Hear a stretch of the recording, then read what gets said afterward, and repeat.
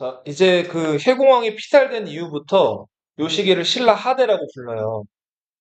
신라 하대는 막 왕위쟁탈전이 벌어지던 시기인데 해공왕을 죽였던 그 김양상이 먼저 선덕왕이 돼요. 그리고 5년 동안 왕을 하다가 죽어요.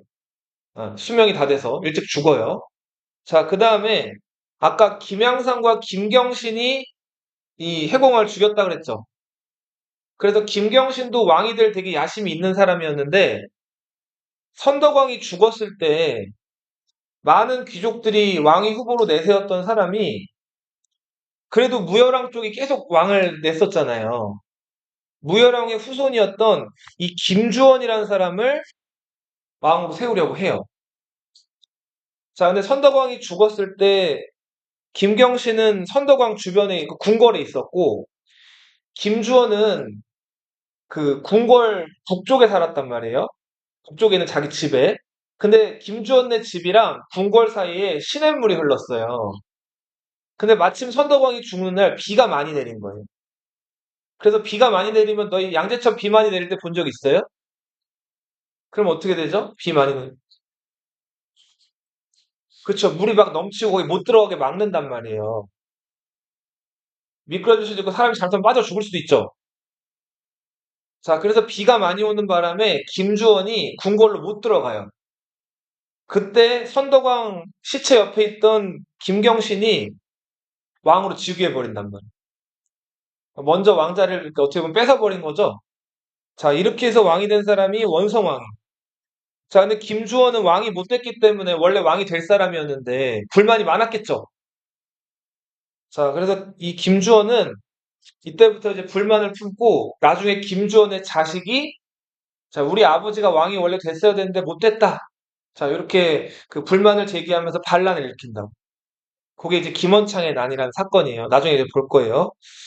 자, 그렇게 해서 원성왕, 헌덕왕, 흥덕왕 이렇게 이런 식으로 왕위가 계속 이어지는데 왕권이 굉장히 불안정했어요.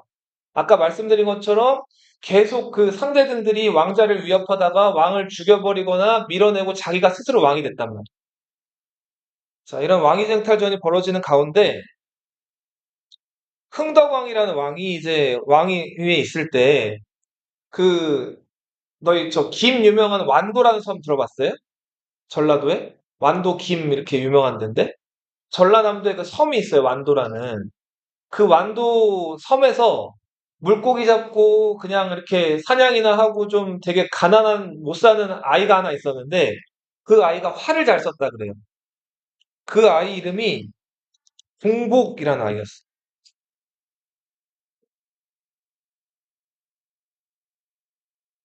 여기서 궁은 활궁자고 복은 아이를 뜻해 아이.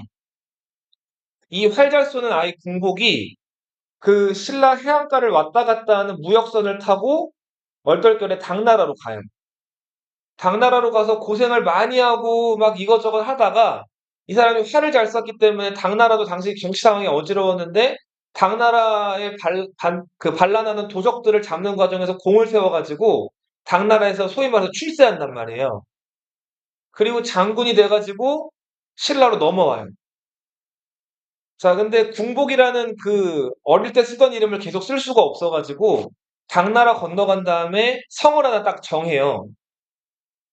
자, 활궁자에다가 길장자죠. 자, 이렇게 쓰면은 이게 장자란 말이에요. 네. 그리고 복을 중국어로 이렇게 풀어가지고 보고라고 쓰게 돼요. 자, 이 아이가 누구다? 장보고다. 신라에서 활이나 쏘고 이제 뭐 물고기나 잡아먹고 살던 가난한 아이가 당나라 가서 출세를 한 거예요. 그리고 당나라에서 무령군 소장, 장군 자리까지 올라가서 떵떵거리며 살다가 귀소 본능, 고향으로 돌아오고 싶다 사람 출세하면 고향으로 돌아오게 된다. 그리고 당시 왕이었던 흥덕왕한테 부탁을 해서 그 전라도 해안가에 해적들이 많았단 말이에요. 그 해적들을 때려잡는 솥한 기지를 만들어요. 군사기지를 뜻하는 한자가 진이거든요. 진. 자, 장보고가 만든 군사기지 뭐다? 청해진이라는 군사기지를 만듭니다. 자, 이 청해진은 해적들을 그 때려잡는 군사기지 역할도 했고 또 한편으로는 무역을 담당하는 기지이기도 했어요.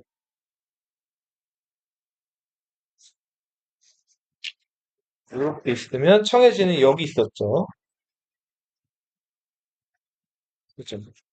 자, 그래서 중국 사람들, 일본 사람들 왔다 갔다 할 때 다 어디를 거쳤다? 이 청해진을 거쳤단 말이에요. 자, 이렇게 해서 이 청해진에서 많은 물건들을 또 취급하고 사고 팔면서 돈을 장보고가 아주 많이 막 벌게 돼요.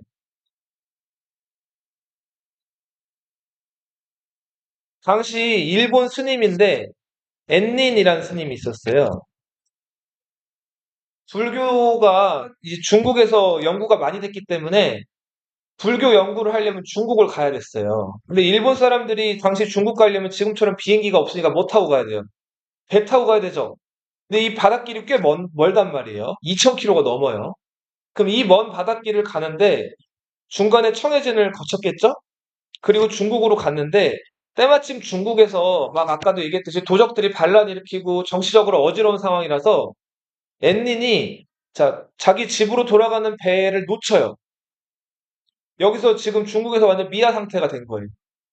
자, 그런 상황이었는데 요 중국에는 장보고가 무역을 하려고 여길 왔다 갔다 많이 했기 때문에 장보고가 돈을 후원해가지고 만든 신라인 마을들이 있었어요. 그 신라인 마을들을 신라방이라고 불렀어요.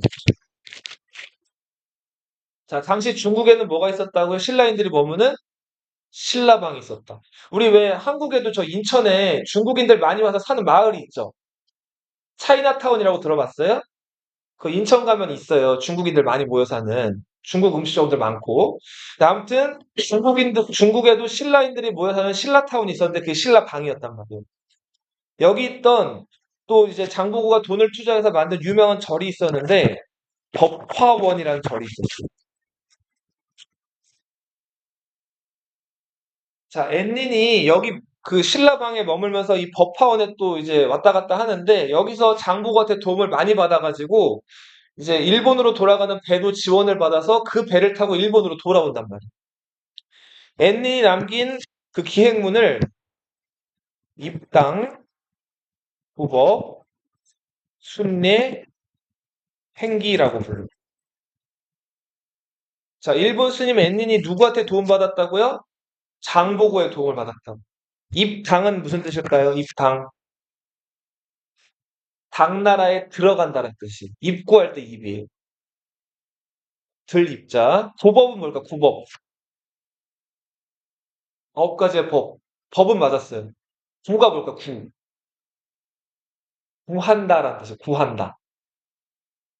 구한다는 게 뭔가를 찾고 얻는다 이런 뜻도 있죠. 뭐 아이템을 구하다 이런 얘기 쓰잖아요. 구한다. 법은 법인데 누구의 법? 앤니 스님이라 그랬죠. 누구의 법? 부처님의 법이겠죠. 부처님의 법은 어디 담겨 있어요?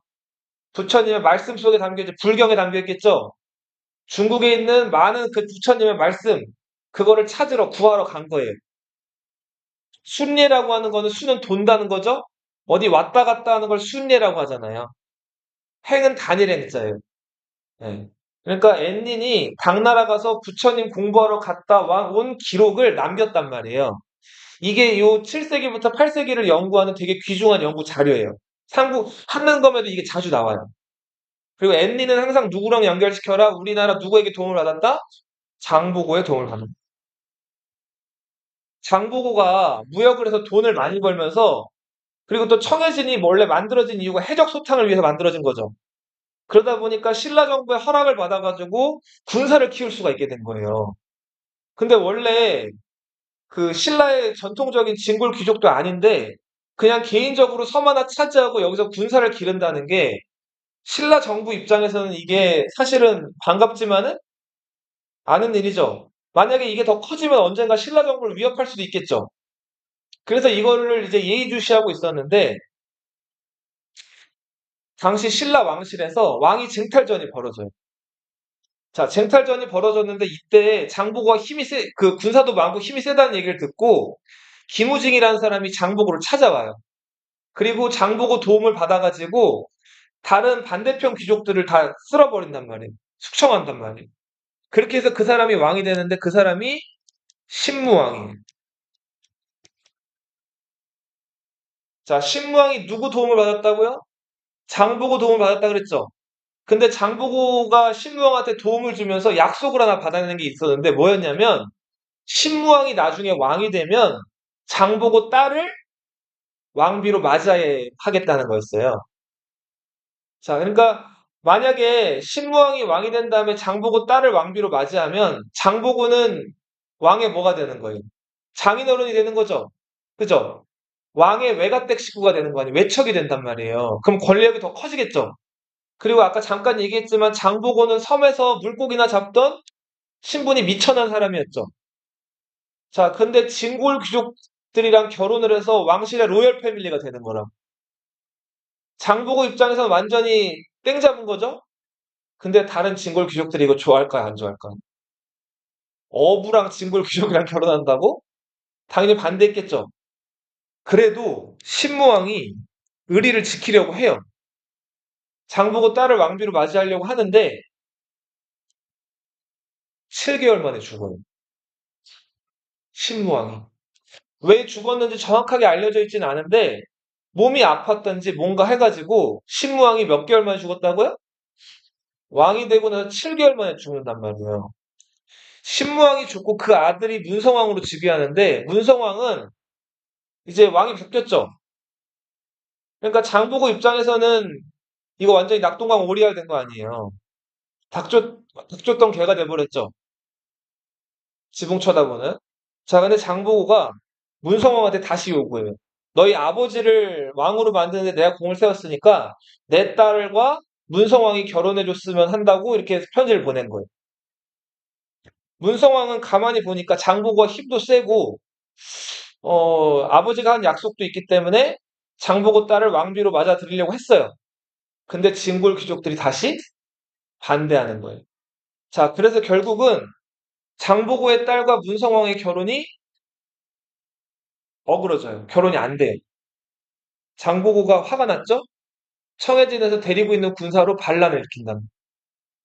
이게 장보고의 난임.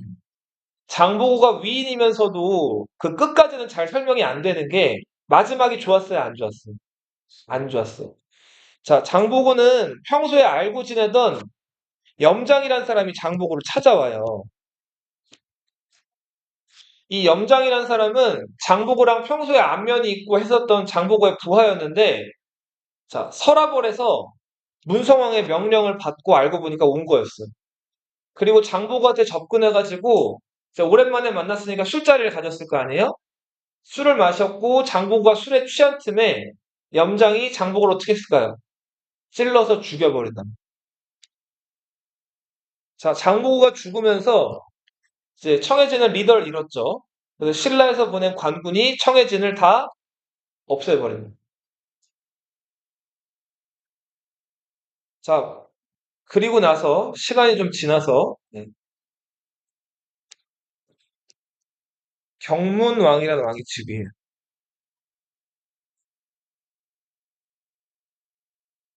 경문왕의 이름은 그 김응렴이라는 사람이었어요. 이 사람은 그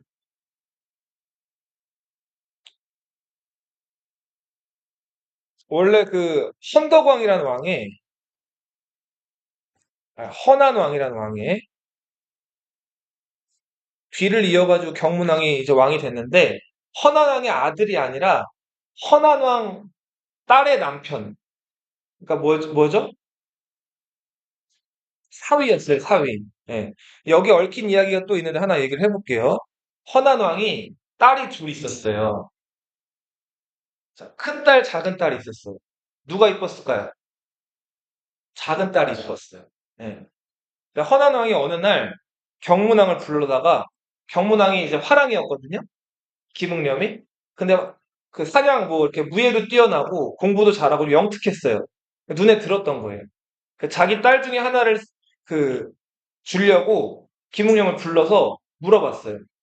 큰딸, 둘째 딸이 있는데, 어, 누가 마음에 들어? 이렇게 마음에 들었단 말이야. 물어봤단 말이야. 거기서 김웅념이 대답을 했을까요? 못했을까요? 너희 같았으면 어떻게 했을 것 같아? 둘째 딸이라고 얘기를 했겠죠, 보통. 둘째 딸이 아주 예쁘니까. 근데 김웅념이 거기서 대답을 안 해요. 좀 부모님한테 한번 물어보고 오겠다 그래. 자, 그래서 부모님한테 가가지고 물어봤더니 부모님이 이렇게 얘기를 하죠. 그러면은 둘째 딸이 예쁘고 마음에 드니까 사랑하는 사람이랑 결혼해야지. 둘째 딸이랑 결혼하겠다 그래. 자, 그래서 근데 김응념이 생각하기에 허나나한테 가가지고 예쁜 둘째 딸이랑 결혼하겠다고 얘기하는 게 아무래도 좀 아닌 것 같았어요. 그죠? 그 허난왕이 얼굴 별로 안 예쁜 큰딸이랑 둘째 딸, 예쁜 둘째 딸 가지고 괜히 김웅념 보고 물어봤겠어요? 자, 그러니까 김웅념이 뭔가 이렇게 좀 뭐랄까 걸리는 게 있어가지고 부모님한테 물어봤는데 부모님도 둘째 딸이라고 얘기했는데 아무래도 안 내켜서 아주 그 뭐랄까 좀 똑똑한 스님을 하나 찾아갔어요. 그래서 스님한테 물어봤더니 그 스님은 무조건 큰딸이랑 결혼해야 된다는 거예요. 자, 그래서 김웅념이 왜 그런지 이유는 대답을 못 듣고 일단 큰딸이랑 결혼해야 된다는 얘기를 듣고 가서 그 허나남한테 큰딸이랑 결혼한다고 얘기를 했다고. 자, 그래서 허나남이 이때 아주 기뻐했다 그래요. 얼굴도 별로 안 이쁜 큰딸이 시집을 못 갈까 봐 걱정을 했는데 그 큰딸이 마침 능력 있는 이 그 김웅념한테 이제 시집을 가게 된 거죠.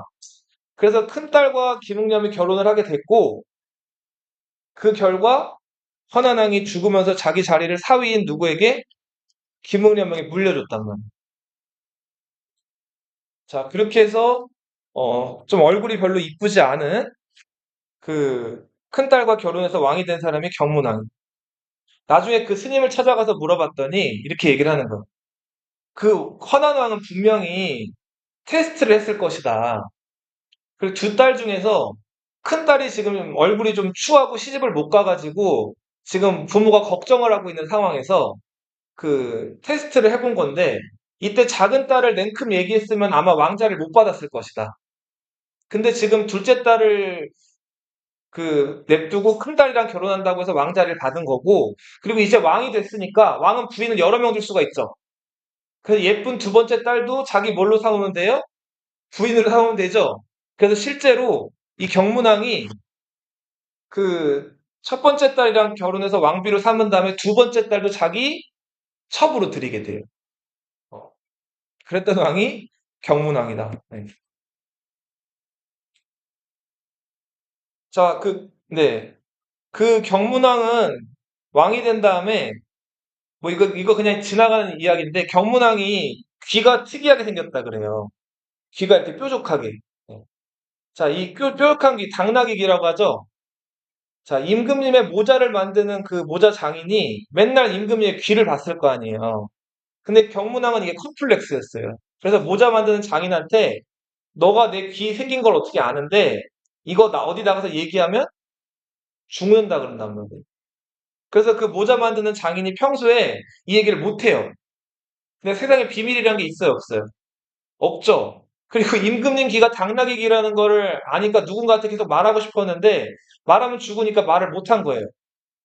그러던 어느 날 네, 경문왕이 이제 그 저기 뭐야 시름시름 좀 앓고 이렇게 누워 있었는데 이 모자 만드는 장인이 대나무 숲으로 가요. 그 다음에 그 자기 평소에 하고 싶었던 얘기 이거를 그 대나무 숲에다가 크게 소리를 지른단 말이에요. 임금님 귀는 당나귀라고 소리를 질렀다 그래. 네. 자 그렇게 소리를 지르고 나서 좀 마음이 후련해졌다 싶었는데 문제는 바람만 불면은 그 대나무 숲에서 임금님 귀는 당나귀 귀라는 소리가 계속 울려 퍼졌다는 거예요. 그래서 신라 사람들이 임금님 귀가 당나귀 귀라는 사실을 누구나 다 알게 된 거예요. 자, 경문왕이 화가 나가지고 그 모자 만드는 사람을 죽이려고 했는데 모자 만드는 사람은 이미 스트레스를 다 풀고 병이 들어서 죽었어요. 자, 열받았던 경문왕이 그 대나무 숲의 대나무들을 다 잘라버렸다. 그리고 거기다가 산수유, 어, 봄이 되면은 빨갛게 예쁘게 피는 산수유를 심어놨는데 그러자 바람이 불었더니 임금님기는 당나귀기라는 소리는 더 이상 들리지 않고 임금님기는 길다 이런 얘기가 네, 바람에 이제 물려 퍼졌다 그래요. 한 가지 얘기 더 하면 경문왕이 평소에 잠을 잘 때 뱀이랑 같이 잤다 그래요. 뱀이랑 같이 잤던 왕이 경문왕이. 자, 이게 다 삼국사기나 유사의 기록에 실려 있거든요. 자, 이걸 역사적으로 좀 해석을 해볼게요. 대나무가 상징하는 게 뭘까요? 어? 대나무. 그죠? 대나무는 꺾여요, 안 꺾여요? 꺾이는 이 대나무는 부러지죠. 대나무는 아주 충성스럽고 절개에 있는 충성스러운 신하를 얘기해요. 어, 그죠? 굳은 마음. 자, 근데 임금님기는 당나귀란 얘기는 임금한테는 거슬리지만 사실이죠. 그죠? 임금한테 하는 바른 말을 의미한다. 근데 경문왕이 어떻게 했어요? 대나무를 다 잘라버렸죠. 충성스러운 신하를 다 어떻게 한 거예요? 죽여버린 거죠. 그죠? 그리고 바른 말을 잘 듣지 않은 거죠. 그리고 당나귀기란 말이 뭘로 바뀌어서 불리게 됐다고? 길다 이렇게 불려서 바뀌게 됐다 그랬죠. 그러니까 뭔가 자기가 잘못하고 있는 것들 그런 것들을 지적해주는 신하들을 다 제거하고 자 이런 것들을 다 이제 이렇게 뭐랄까 감추고 비밀로 하려고 했다는 거예요. 그리고 경문왕이 누구랑 잔다 그랬죠? 뱀이랑 잔다 그랬죠? 여기서 뱀이 의미하는 거는 간사한 신하. 뱀은 간사한 동물이잖아요. 그죠? 왜 아담과 하와에게 사과를 권했던 짐승이 누구예요? 뱀이잖아요. 전통적으로 뱀은 간사함을 상징하는 짐승인데 그 뱀이랑 항상 곁에 있었다는 거는 간신을 끼고 있었다는 거예요. 그래서 이때부터 정치가 점점 어지러워지고 혼란해졌다 그래요. 경문왕이 첫 번째 부인 좀 얼굴 못생긴 분이 있었다 그랬죠? 그 부인과의 사이에서 아들 둘이랑 딸 하나를 얻어요. 자, 첫 번째 아들이 헌강왕, 금방 죽어요. 아들도 없었고. 두 번째 아들이 정강왕. 정강왕도 금방 죽어요. 아들도 없었고. 그래서 결국은 경문왕의 막내딸이 세 번째 여왕이 돼요. 신라에서. 첫 번째 여왕 선덕여왕, 두 번째 여왕 진덕여왕, 마지막 여왕이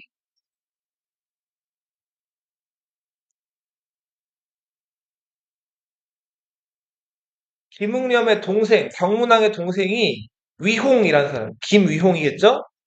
이 위홍이 상대등이었어요. 자, 진성여왕 입장에서는 아빠의 남동생이죠. 아빠의 남동생을 뭐라고 불러요? 삼촌이라고 결혼하기 전엔 그러다가 삼촌이 결혼하면 뭐라고 불러요? 작은 아빠라고 부르죠? 너희 작은 아빠 있어요? 아빠의 남자 형제를 가리켜서 아빠 형은 큰 아빠라고 부르고 아빠의 그 남동생은 작은 아빠라고 부르잖아요. 진성여왕은 작은 아빠랑 연애를 했어요.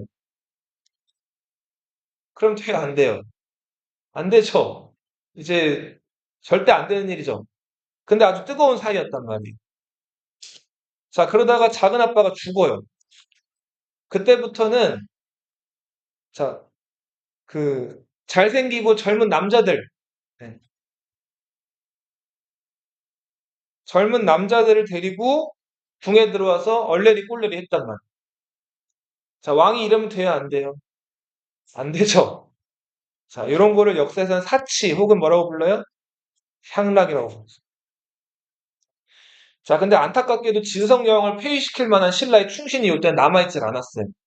그래서 신라는 점점 어려운 상황이 이제 계속 이어졌고, 자, 여러 지역에서 왕실에서 놀고 먹을 때 돈이 많이 필요하니까 세금을 많이 걷었단 말이에요. 여러 지역에서 반란이 일어나는데 농민 반란이 일어나요. 자, 대표적인 신라 시대 처음 일어난 농민 반란. 원종과 애노의 난. 이 사람들 뭐 하는 사람이라고요? 농부들이에요. 이때 신라가 이렇게 되면 안 된다 해가지고 신라에다가 개혁안을 제시했던 유학자가 있었어요. 이 사람은 육두품이었어요, 출신이. 육두품은 높은 자리까지 올라갈 수가 없는 한계가 있는 신분이라 그랬죠. 귀족이긴 귀족이지만. 육두품 지식이었던 이 사람 이름이 최치원이라는 사람이 있어.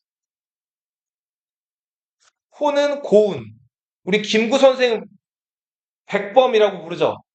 별명이란 말이에요. 백범 김구. 호가 백범이란 말이에요. 최치원의 호가 뭐라고요? 고운. 고운 최치원이에요. 이 사람은 12살에 당나라 유학 가요. 거기서 5년 동안 공부한 다음에 당나라에서 외국인들 대상으로 치르는 빈곤과라는 과거 시험이 있었어요. 거기에 장원급제예요.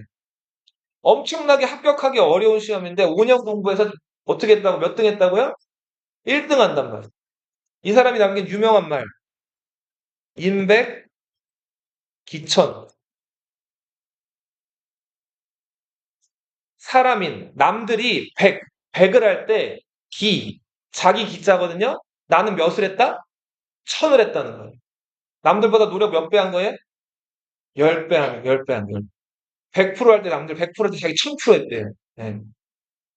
자, 그렇게 해서 장원급제하고 당나라에서 장원급제한 다음에 화려하게 신라로 컴백했어요. 근데 당나라에서 장원급제하면 뭐예요? 여기는 신라죠. 자, 신라에서는 이 사람은 그래봤자 육두품이죠. 진골 귀족들이 차지하는 높은 자리는 갈 수가 없어요. 그래도 명성이 있어가지고 진성 여왕한테 개혁안도 올려요. 그 개혁안 10가지 개혁안이 심우 10조예요. 자, 진성 여왕이 이걸 거들떠 봤을까요? 안 거들떠 봤어요? 거들떠 보지도 않아요. 자, 그렇게 해서 최치원은 여기에 실망하고 은퇴를 해요. 그리고 시골로 숨어 들어가서 절에서 신화 짓고 좋은데 여행 다니면서 살다가 죽는다. 자, 이렇게 육두품 출신들이 숨어 들어가는 거를 은거라고 불러요.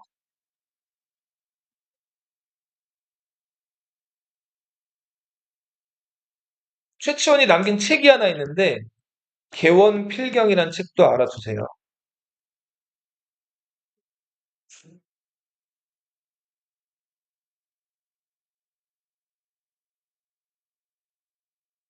자, 경문왕이 부인이 둘 있었다 그랬죠. 첫 번째 부인이 얼굴 좀 못생긴 부인이었고 두 번째 부인이 예쁜 부인이라고 그랬죠. 자, 근데 그 예쁜 두 번째 부인을 이제 맞아들여 놓고서 그 부인에게서 아들을 하나 낳아요. 근데 첫 번째 부인 입장에서는 그 두 번째 부인이 낳은 아들이 굉장히 어때요? 싫겠죠? 자기가 낳은 자식이 아니니까. 자, 그래서 그 첫 번째 부인, 영화 부인이라고 하는데 그 영화 부인이 두 번째 부인이 낳은 그 아들을 사람을 보내서 죽이려고 그래요. 자, 어떻게 보면 자기 동생의 아들인데 죽이려고 한단 말이에요. 자, 당시 그 두 번째 부인이 그 아들을 살리려고 갓난 아기였는데 그 아기 젖먹이는 유모라고 하죠? 유모가 창밖에서 기다리고 있었고 추격병들이 오자 그 갓난 아기를 창밖으로 어떻게 했을까요? 던진단 말이에요. 유모가 받을 줄 알고. 자, 그래서 유모가 창밖으로 던져진 갓난 아기를 받아요. 받았는데 실수로 이 손가락으로 아기 눈을 찌른단 말이에요. 자, 그렇게 해서 아이가 아주 자지러지게 울었겠죠? 네. 그래서 한쪽 눈을 그 아이는 평생 못 뜨게 돼요. 애꾸 눈이 된 거죠. 그 아이가 유모 손에서 자라게 돼요. 근데 활을 아주 잘 쏘고 아주 뛰어났다 그래요. 그래서 활궁자 써가지고 이 아이가 궁예라고 불리는 아이죠. 버려진 신라 왕실의 자손이죠. 그죠? 근데 신라는 자기 눈을 어떻게 한 나라예요? 멀게 한 나라죠. 그리고 자기 아버지 경문왕은 자기를 지켜줬어요? 못 지켜줬어요? 못 지켜줬죠? 자기를 버렸잖아요. 그래서 이 궁예는 이제 앞으로 나중에 왕이 되는데 죽을 때까지 신라를 저주하고 싫어해요. 신라를 멸도라고 부르면서 신라를 저주한단 말이에요. 그래서 궁예가 나중에 자기 아버지를 모셔놓은 그 자기 아버지 추상화가 그려져 있는 그 절을 지나갈 때 자기 아버지 경문왕의 그 추상을 보고 어떻게 했을까요? 부하들한테 칼을 가지고 오라고 한 다음에 칼로 자기 아버지 얼굴에다가 칼질을 했다 그래요. 그랬더니 뭐 경문왕 그 초상 눈에서 피눈물이 나고 뭐 했다는 그런 전설이 전해져 내려오는데 자, 궁예는 아무튼 신라에 대해서 감정이 좋지 않았어요. 견훤은 상주, 경상도에 상주라는 동네가 있는데 상주 출신의 장군, 가문을 일으켜서 장군이 됐다는 아자게라는 사람의 아들이었어요. 이름이 특이하죠? 이름이 뭐라고요? 아자게. 아자게의 아들 견훤. 어렸을 때부터 힘이 세고 뛰어났다고 하는데 견훤에 대한 이런 이야기가 있죠. 자, 그 견훤의 엄마가 상주집 좀 잘 나가는 집안의 그 부잣집 딸이었는데 밤만 되면 어, 웬 보라색 옷 입은 남자가 찾아오는 거예요. 자, 그리고 밤에 남녀가 만나서 뭘 하겠어요. 그냥 얼레리 꼴레리 했겠죠. 그리고는 그 남자가 이제 동이 터올 무렵이 되면은 사라지는 거예요. 이 여자가 잠들면. 그래서 하루는 너무 궁금해가지고 밤만 되면 찾아오는 이 그 보라색 옷 입은 남자, 그 남자가 찾아왔을 때 남자 그 옷깃에다가 바늘에 실을 꿰가지고 이걸 꽂아 놓는단 말이에요. 그리고 이제 또 어느 날처럼 그 남자가 와가지고 즐기고 남자가 사라졌는데 실을 아까 꿰놨다 그랬죠. 자, 그래서 아침이 돼가지고 그 실을 쫓아가 봤더니 자, 알고 보니까 남자의 정체가 뭐였을까요? 보라색 옷을 입었다 그랬죠? 지렁이였다 그래요. 네. 자, 알고 보니까 지렁이가 이제 밤마다 사람으로 변해가지고 와가지고 이 여자랑 사랑을 나누고 간 거예요. 자, 이 지렁이의 자식으로 알려져 있는 이 사람이 견훤이에요. 삼국 사기에는 아자게라는 사람의 자식으로 나와 있지만 삼국 유사에는 이 견훤이 지렁이의 자식이다라는 얘기가 나와 있어요. 나중에 얘기하겠지만 견훤은 왕건에게 이겼을까요, 졌을까요? 고려 세운 왕건한테. 왕건한테 지죠.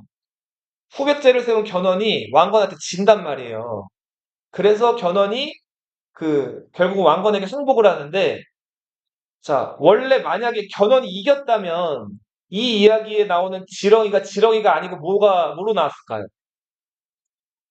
위대한 짐승, 왕을 상징하는 짐승, 호랑이랑 대등한 거, 용으로 나와있겠죠? 그런데 견훤이 어떻게 됐다고요? 왕건한테? 졌죠? 역사는 승자의 기록이죠?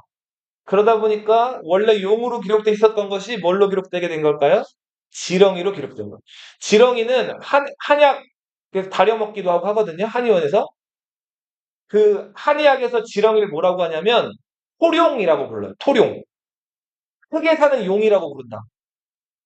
그 영양가도 많고 귀한 약재이기 때문에 지렁이를 토룡이라고 부르는데 아마 원래 용으로 기록되어야 됐을 견훤이 자, 이제 결국 왕건에게 패배했기 때문에 뭘로 기록이 됐다? 지렁이로 기록이 됐을 것이다. 견훤은 어렸을 때부터 남달랐다 그래요. 힘도 세고 용감했는데 하나 이런 일화가 있어요. 견훤 엄마가 밭일을 하느라고 애를 잠깐 그 포대기에 싸가지고 나무 아래다 뒀는데 호랑이가 와가지고 견훤을 물고 갔다는 거예요. 그럼 보통 죽겠죠? 그래서 호랑이를 찾아가 봤는데 호랑이가 뭐 하고 있었대요? 호랑이가 그래서 갓난아기니까 뭐 하고 있었을까요? 젖을 먹이고 있었다는 거예요. 자, 지렁이의 아들이면서 호랑이의 젖을 먹고 자란 이 아이가 누구다? 견훤. 원래 신라의 서남회를 방어하는 비장군, 그래서 신분이 높지 않은 그 비장군 정도 역할을 하고 있었는데 용력이 뛰어나다 보니까 그 주변의 병사들이 견훤을 따르게 돼요. 그래서 견훤이 그 많은 병사들의 어떤 지지를 받아가지고 서남해 지역 해적들과 도적들을 토벌하면서 점점 그 지역에서 영역을 넓히고 신라 장군이었음에도 신라의 명령을 안 듣게 된단 말이에요. 신라는 막 왕위쟁탈전 수치스러운 왕들이 등장하면서 정치를 잘 못하고 있을 때라서 의자왕의 원통함을 풀겠다. 내가 백제를 다시 세우겠다 해가지고 견훤이 세운 나라가 백제의 뒤를 이은 후백제. 궁에는 고구려의 뒤를 잇겠다 해가지고 무슨 고구려를? 후고구려를 세우게 된다. 네. 그렇게 해서 신라, 후백제, 후삼국의 아니 후고구려의 무슨 시대가 시작된다?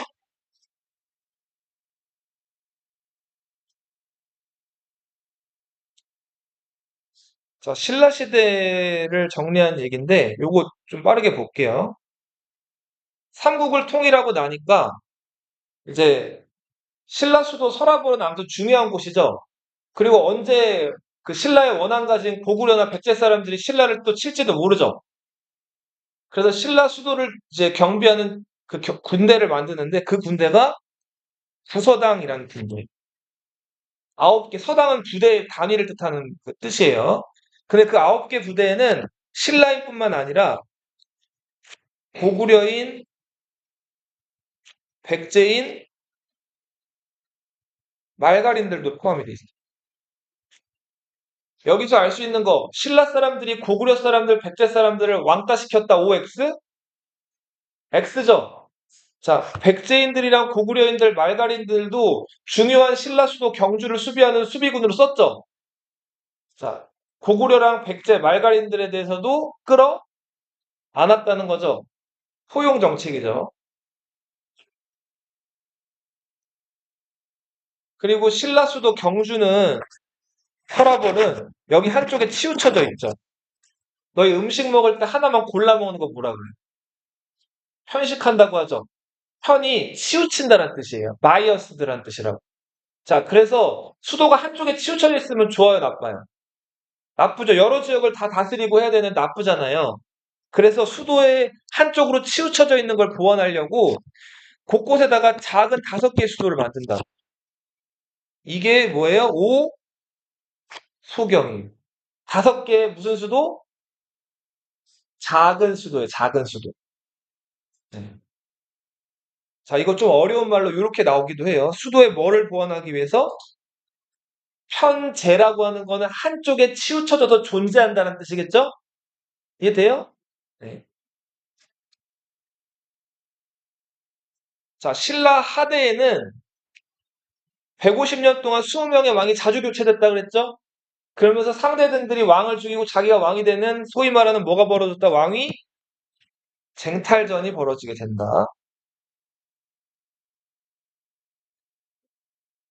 이렇게 중앙에서 수도에서 왕위 쟁탈전이 벌어지니까 지방이 관리가 잘 될까요? 안 될까요? 안 되겠죠.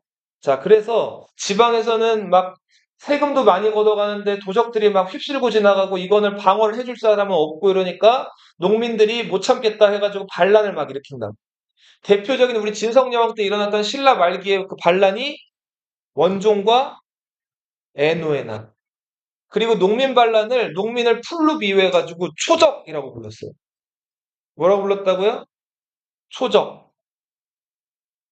자, 여기서 고자는 바지 고자예요. 고가 뭘 뜻한다고요? 바지. 적고 하면 무슨 색깔 바지예요? 붉을 적자겠죠?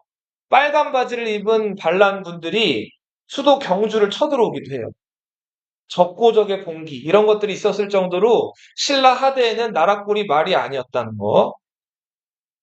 자, 그러면서 지방에서는 이제 신라 사회를 뒤바꿔버릴 새로운 세력들이 성장하는데 중요해요. 호족이라는 세력이 등장. 호족.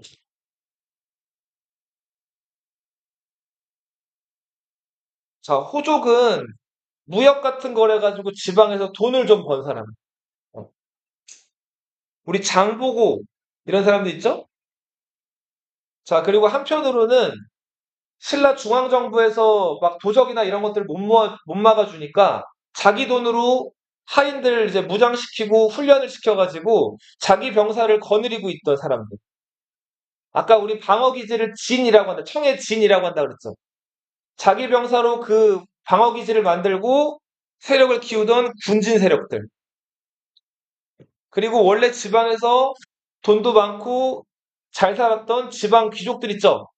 이런 사람들이 이제 신라 말기에 뭐라고 불리냐면 뭐라고 불려요? 호족이라고. 대표적인 호족을 몇 명 써볼게요. 먼저 지금 북한에 있는 개성이라는 도시 들어봤어요? 자, 그 개성이라는 곳을 예전에 송악이라고 불렸거든요. 송악의 호족이었던 왕융,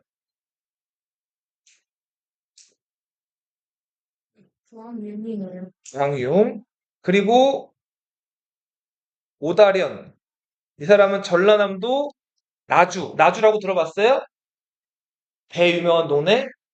전라도가 왜 전라도예요? 전주랑 나주가 중요한 도시라서 전라도예요. 충청도가 왜 충청도예요? 충주랑 청주가 중요해서 충청도예요. 경상도는 왜 경상도예요? 경주랑 상주가 중요한 도시라서 경상도예요. 강원도는 왜 강원도예요? 강릉이랑 원주가 중요한 도시라서 강원도예요. 예. 자, 근데 요 나주의 아무튼 오다련 이 사람은 소금 이런 것들 거래하는 장사로서 돈이 많았던 호족이었고 뭐 그밖에 북원은 지금의 원주예요. 양길. 자, 이런 호족들이 점점 등장하기 시작을 한다. 이 사람들은 신라에서 관직을 준 것도 아닌데 스스로 성의 주인, 성주 혹은 장군이라고 부르면서 신라 정부의 말을 잘 듣지를 않았어요. 반독립적인 세력이었다. 자, 원래 신문왕 때 왕을 도우면서 왕 옆에서 정치적 조언자 역할을 하던 육두품들은 신라 사회에 실망을 많이 해요. 대표적인 인물, 당나라 가서 과거급제했는데 신라 돌아보니까 개털이에요, 이 사람. 최치원, 고은 최치원이죠? 이 사람 시무십조 같은 개혁안 올렸는데 안 받아들여지니까 어떻게 했다고요? 숨어버렸다 그랬죠? 은거했다 그랬죠? 반면에, 이 사람도 당나라 가서 빈곤과 급제했어요. 자, 그리고 신라로 돌아와가지고 신라를 다시 바꿔보려고 했는데 안 되니까 신라를 멸망시킬 세력에 가담한다고. 자, 견훤이라는 사람이 후배째를 세웠다 그랬죠? 견훤의 오른팔이 됐던 최승우라는 사람이 있어요. 이 사람은 신라에 적대하는 무슨 신라? 반신라. 자, 요 신라 하대, 신라 말기에 세 명의 최씨가 있어요. 먼저 진성여왕한테 개혁안을 올렸던 고운 최치원이 있죠. 그리고 후배때 견훤의 책사가 됐던 반신라했던 누가 있어요? 최승우가 있죠. 마지막 한 명 더. 이 사람은 신라에서 관직 생활도 하다가 이 사람도 과거 국제했거든. 당나라 가서 신라에서 관직 생활하다가 신라가 나중에 고려에 항복한단 말이에요. 왕건한테. 그때 왕건에게 항복했던 최언위라는 사람이 있어요. 이 사람들을 신라 말기에 삼최라고 불러요. 다음 시간에 후삼국 시대를 볼 거예요. 자, 그리고 숙제를 좀 내줄게요.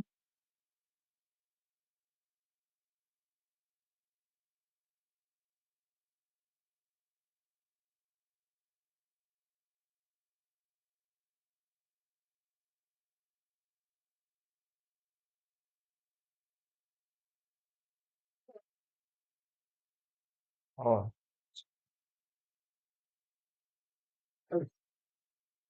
다음 시간에 시점에 오늘 지금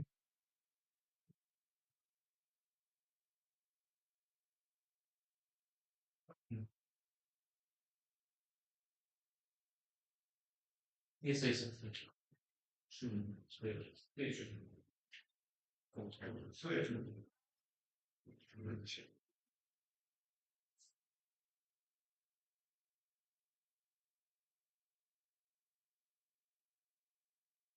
내일 한번 쭉 채점해 줄 거니까, 네, 내일 숙제에서 가져오시면 돼요. 숙제 일단 적으세요.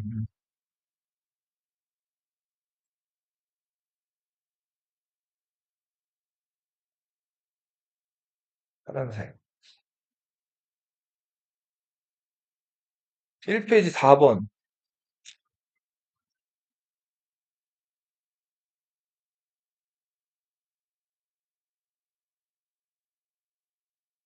2페이지 6번,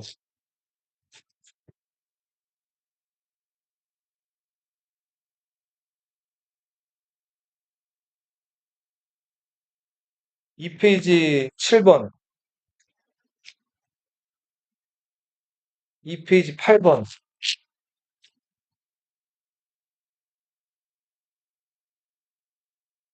9번 넘어가세요.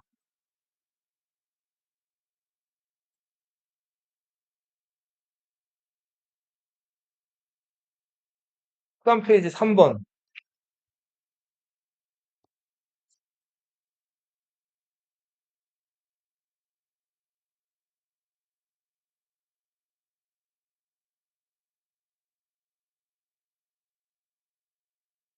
6번,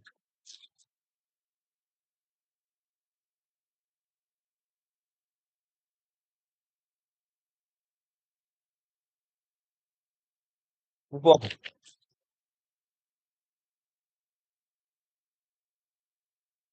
넘어가셔서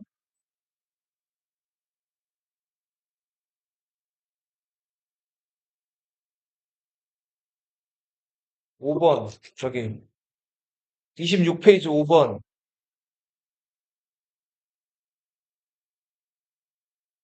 26페이지 7번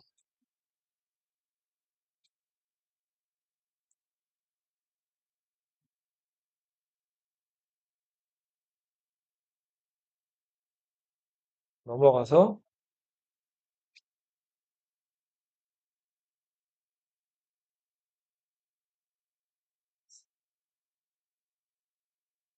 37페이지 3번,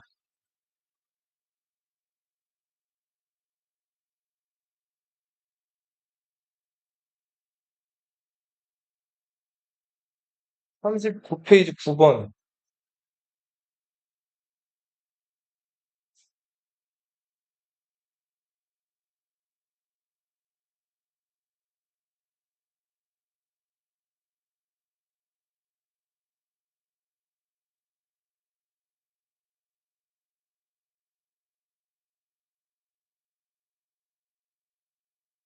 9번50페이지 6번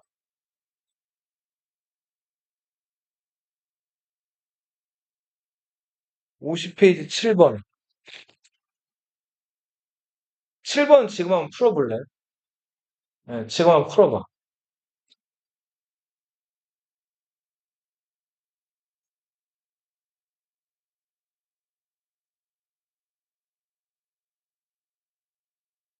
이게 몇 번이죠?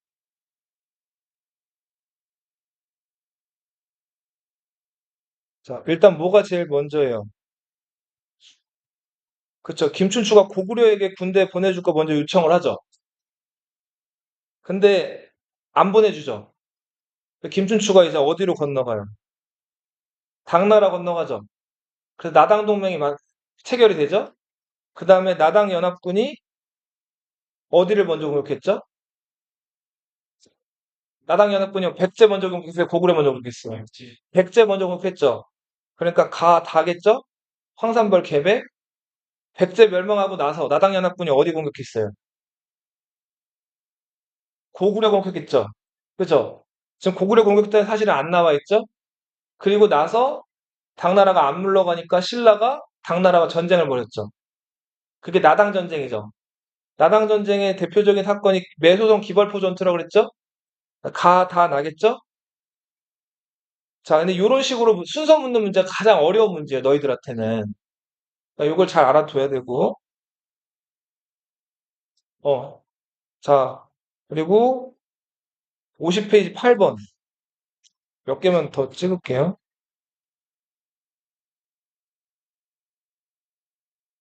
51페이지 10번.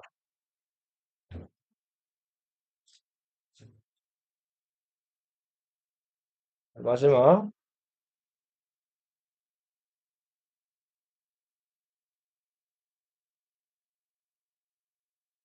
62페이지 6번. 이것도 비슷한 문제죠, 지금 순서 문제. 62페이지 7번.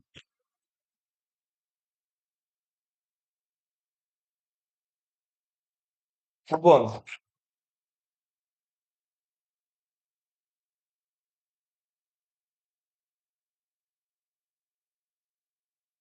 여기까지.